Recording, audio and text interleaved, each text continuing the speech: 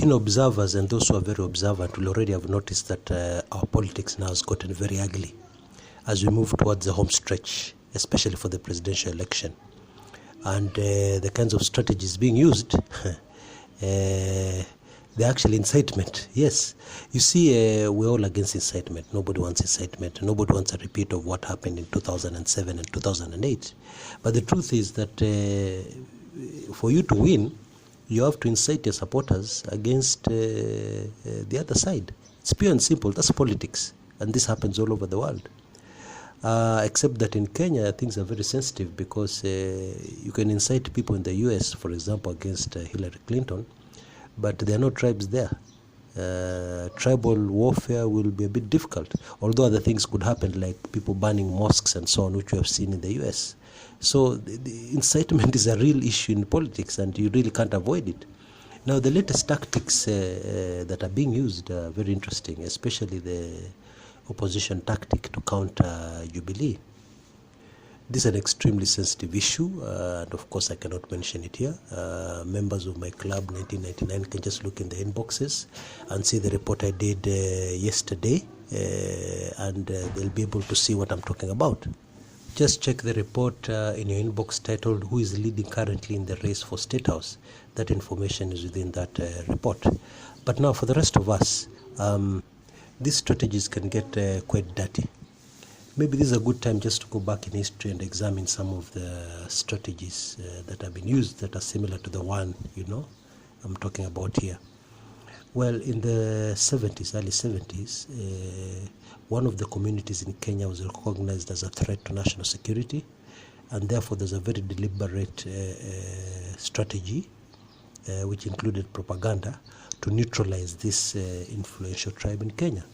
And one of the methods that was used was propaganda. I go into details in my club 1999, but this is a very good example of what can happen.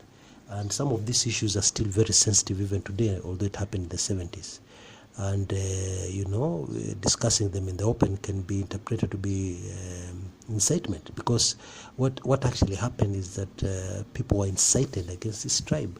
And when you start to reawaken these old wounds, some people can get very, very upset, which is natural. It should be expected. But anyway, this is politics. Politics is a very dirty game. Politics is a game that has no rule. In fact, the only rule in politics is to win.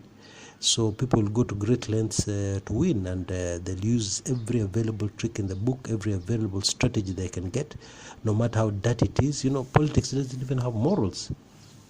And therefore, it's very difficult to run a clean campaign or a clean race for any office.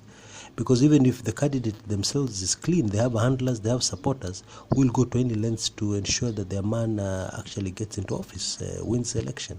So that's the situation. Of course, I fear for the country, like anybody should. And our hope and our prayer is that the political temperatures will not rise up to a station whereby it becomes violent or it becomes so serious that there's tension in the country.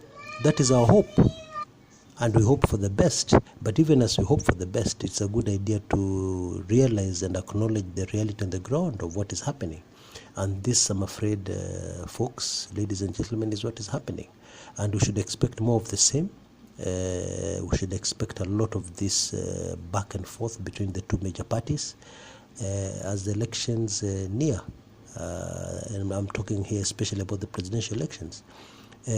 Some of the governor races are also going to be quite tough and quite competitive, and some similar tactics are going to be used, and those could also be areas of possible violence. It's good to be realistic, and therefore I think we need to call for a lot of maturity from the candidates, a lot of understanding from the candidates, in that yes, you want to win, but really there's some lines you should not cross. That's my advice. So thank you very much. I think that's it for now. This is Chris Kumekucha. All the best. Thanks for listening to me, and join my club today, or maybe become my friend on Facebook, and let's chat. Let's keep this conversation going for a better Kenya. Thank you very much. Bye.